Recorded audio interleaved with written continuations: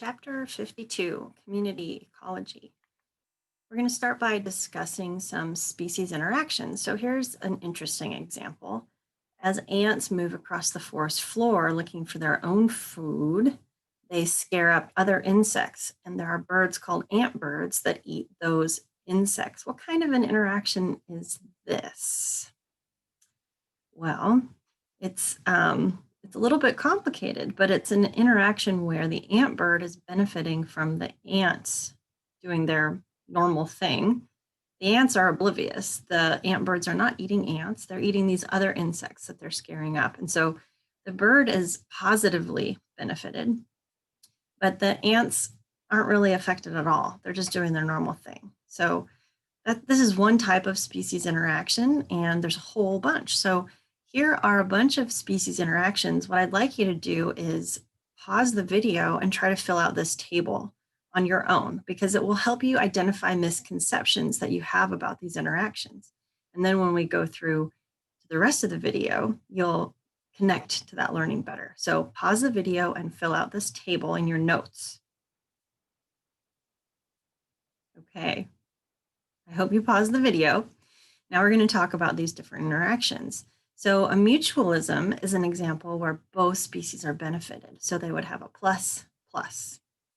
A commensalism is an interaction where one species is benefited and the other has no effect. So that's like the antbird example. Okay, so it's not a mutualism. The ants are not benefiting from the birds foraging.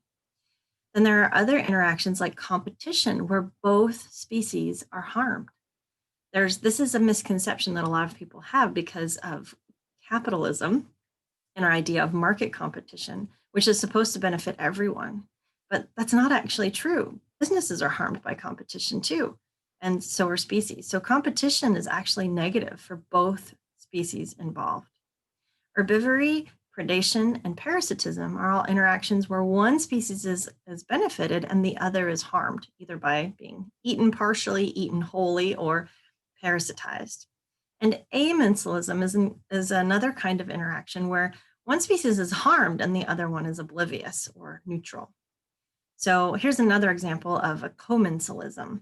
So cattle egrets hang out on cows, and they hang out on other kinds of ungulates in Africa.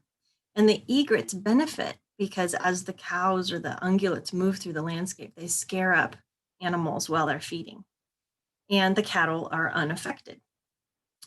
An ammensalism is something like this. Maybe elephants just walking across the savanna will kill bugs or plants or even small mammals or whatever gets trampled by the elephant. The elephant isn't harmed or benefited, it's just moving, but it might be doing damage to some organisms underneath its feet. So those are a bunch of species interactions. And we're going to just review some other things about competition in particular. So again, it's not healthy for either species. And that means that there's strong natural selection to avoid competition. So over time, you have natural selection favoring situations with reduced competition. So for example, you have one species that eats seeds of a certain size. If they interact with a competitor who also eats seeds, they might shrink their niche, basically. They might go after seeds that the other competitor is avoiding to avoid competition.